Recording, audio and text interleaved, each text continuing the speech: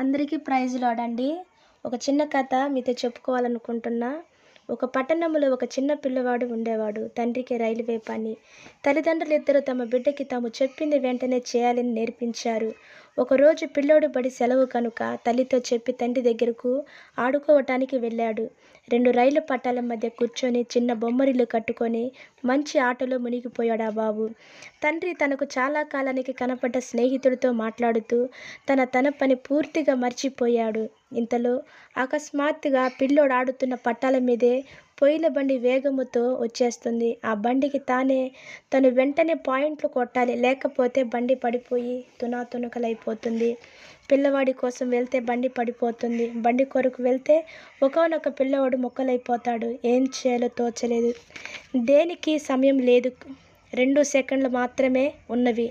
బండినో బిడ్డనో ఏదో ఒకటి మాత్రమే రక్షించగలడు. రెండింటిని రక్షించటం అసాధ్యం.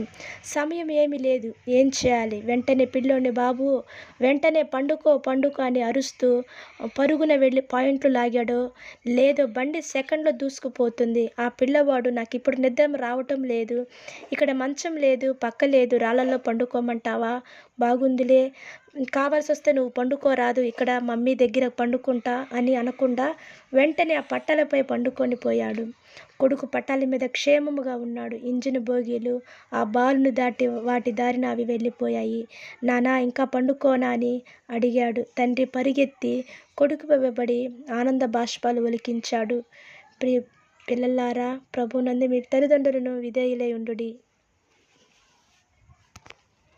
ఎఫెసీ 6:1